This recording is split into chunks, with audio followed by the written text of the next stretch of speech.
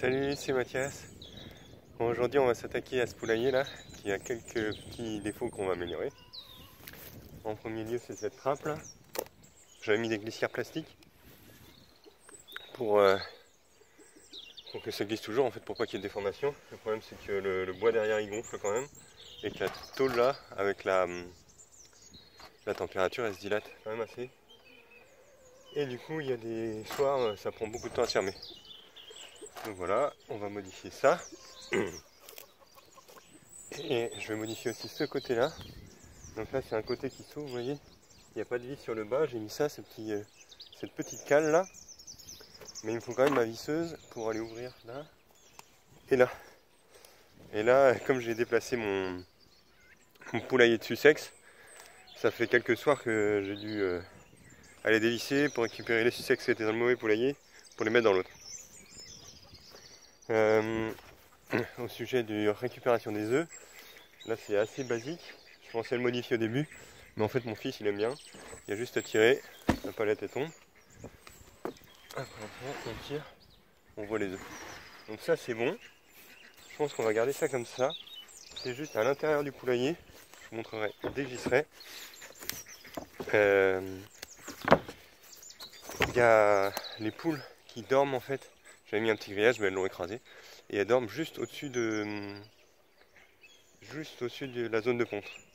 Donc je vais mettre une planche inclinée à 45 et je vais essayer de les empêcher d'aller au-dessus. Avec différentes astuces, on verra bien sur place. Voilà. Donc voilà, c'est assez simple. On fait un petit bout de bois, un plus gros bout de bois. On met les deux l'un sur l'autre. Et bah, le petit bout de bois il va dans le fond et l'autre au-dessus, on a juste à visser. C'est tout simple. Ça j'aimerais bien réussir à fonctionner ça. Parce que pour mes poulaillers de 50 poules, je vais utiliser pas celui-là, le petit incubateur là il pose trop de problèmes, mais le chicken guard avec une trappe, une grande trappe en tôle. La tôle c'est vraiment top parce que c'est léger, ça se déforme pas, ça gonfle pas. C'est juste, il faut vraiment garder quand même quelques millimètres quand il fait chaud. Je peux descendre la porte. À vérifier c'est qu'il y ait du jeu tout le temps. Moi j'ai coupé les angles là pour qu'ils soient arrondis, comme ça ils vont jamais se bloquer dans le bois. Au début c'était bien carré, ça se bloquait. Le point d'arrêt là, du coup j'en avais un autre avant mais qui était adapté à la glissière en plastique, qui était bien plus serré, là c'est plus large. Donc là on est mieux. Là ça remonte.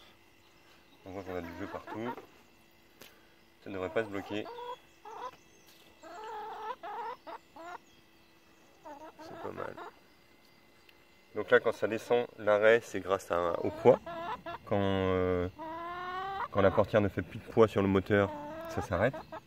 Et en haut, ça s'arrête grâce à ce petit nœud qui est là. Voilà. Donc voilà, j'ai coupé la planche en deux. Du coup, j'ai pas de groupe électrogène. Donc je fais ça à la tronçonneuse. La coupe n'est pas parfaite, mais ça se fait. C'est bien, c'est sur batterie. Et donc ce que je vous disais, c'est ça le problème. Donc autant ça marche très bien, les poules elles vont là. Autant les dominantes, elles aiment bien être en hauteur. Et donc elles viennent se mettre sur la cale là, du nichoir. Et du coup, ça crotte dedans quoi. Et donc là, ce que je vais faire, voilà, c'est rajouter une planche en oblique ici. Et le mieux, ce serait qu'elle arrive jusqu'en haut d'ailleurs. Qu'elle vienne couvrir en fait tout le pont noir là. Et comme ça, les poules ne pourront plus dormir là. Je pense qu'il y en a toujours une qui va continuer à dormir ici, voire sur le côté du nichoir, puisqu'elles sont plus hautes que les autres. Voilà. Bon, ça part 5 minutes pour faire des découpes et on a une qui finit à pondre.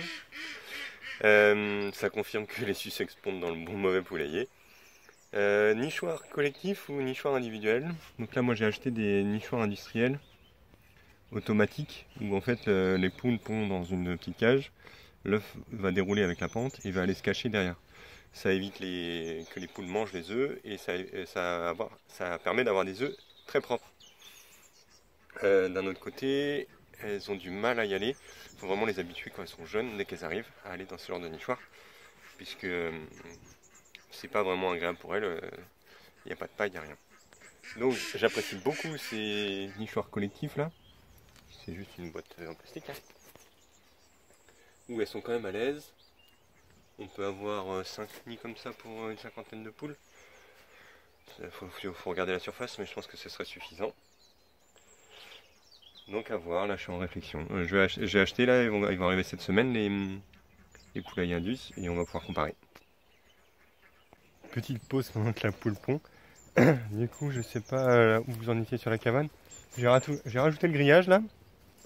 Ça me permet vraiment d'enfermer les chèvres dedans, sinon elles sautaient par-dessus la barricade.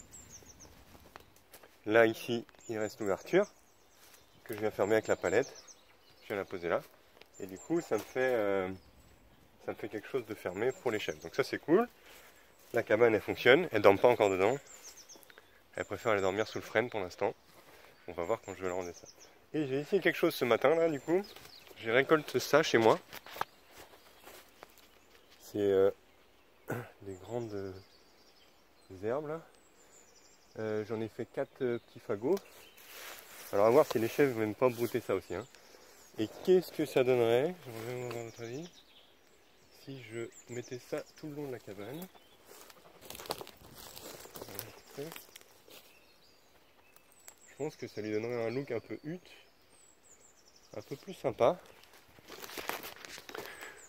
Il n'y a pas trop de taf. De toute façon, il faut que j'en fasse quelque chose de ces herbes là.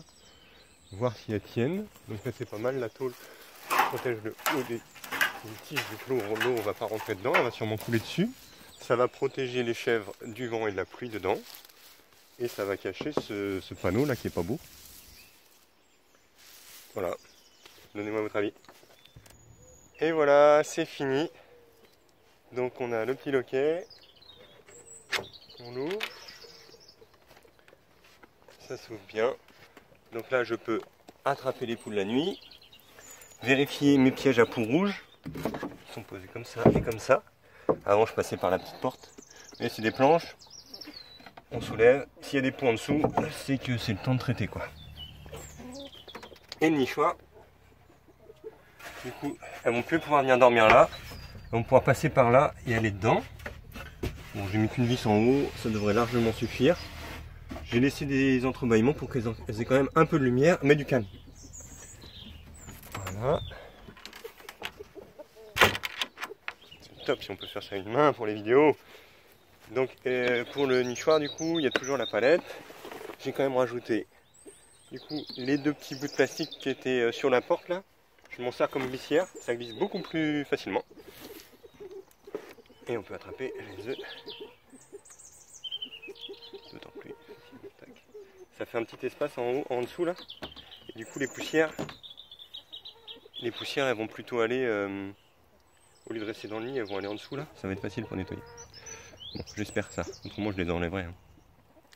Je vous souhaite un bon week-end, de bonnes fêtes de fin d'année, j'espère que ça s'est bien passé pour vous. Et la semaine prochaine, ciao!